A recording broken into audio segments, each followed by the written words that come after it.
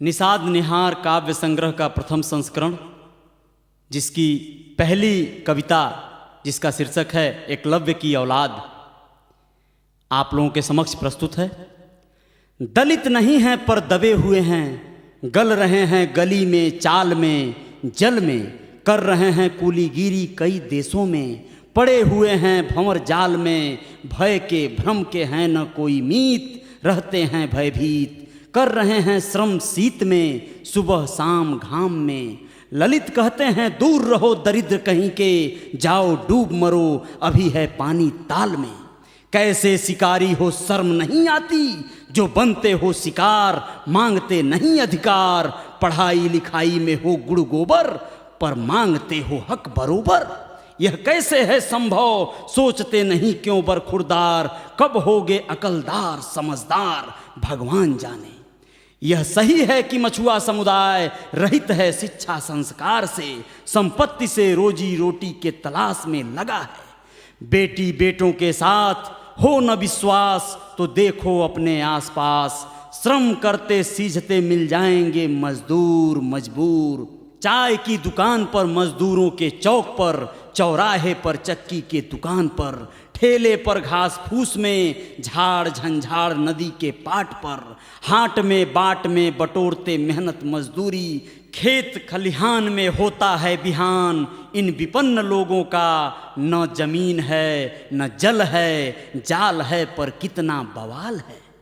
क्योंकि पानी पर दूसरों का अधिकार है, सरकार भी निराकार है, मिलता इन्हें न नेह न गेह, न नौकरी न चाकरी, सब कुछ चतुर लोगों की चाल है।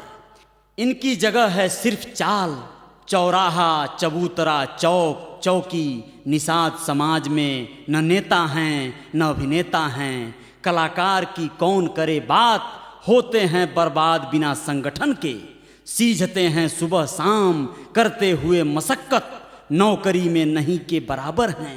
कैसे मिले अधिकार बिना किसी मंच के, बिखरे हैं बनते हैं शिकार राजनीति के अनीति के, सत्ता के दलालों के, लालों के लीलने वालों के।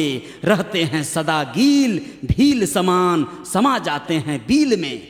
जब समय आता है सोचने का समझने का या कुछ कर गुजरने का, गोजर समान गुजर रही है जिंदगी इनकी। कितना कमाल है कहीं दिखते नहीं इनके लाल, चाहे जल हो जमीन हो या हो आसमान। ढोते हैं सामान दूसरों के, बनाते हैं मकान दुकान। जब आता है कोई अवसर तो निकाल दिए जाते हैं पकड़कर कान। क्या यह गलत है? आज हैं ये दूर दोनों से, चाहे ललित हों या दलित हों। दोनों ही बनाते हैं इन्हें बाल फुटबॉल का, मारते हैं ठोकर ठहरने देते नहीं कहीं। ठोक कर कर देते हैं गोल, बोलते हैं बोल कुबोल ठह ठहाकर।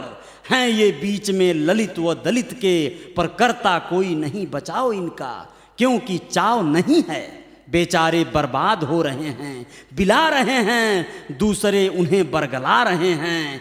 इसलिए पढ़ाने के बजाय लोग पढ़ाते हैं पाठ। कहते हैं कि यही क्या कम है कि बिना शिक्षा संस्कार के खा जी रहे हो पी रहे हो। अरे मूर्ख, पेट अपना भाट, रहो जोरू व गोरू के साथ गांव में। क्या करोगे लेकर जल जमीन, बने रहो खाना बदोश, घूमते रहो देश देश नेटुआ नगारों के समान। सोच है निषाद कैसे मिटे विषाद, एकलव्य के औलाद की बन फौलाद। तोड़ दे तटबंध परंपरा का, पुराने संस्कार का, मोड़ दे विचार देख नया समाज। सीख शिक्षा संस्कार, पढ़ बढ़ संगठन, संपत्ति सत्ता से कर सरोकार। अपनी आकार के अनुपात में न बह घाट घाट न पिट पाट पाट, हो एकजुट कर जतन हो न पतन। अतः स्वयं बन आचार्य अपनी शिक्षा सामर्थ्य प्रतिभा व संपर्क से। तुम भी पुरुष हो 21वीं सदी के, क्यों होते हो भयभीत, क्यों डरते हो पराक्रम से। देख आज भी मिलता है पुरस्कार अर्जुन के नाम पर, एकलव्य का कहीं नहीं है नामो निशान।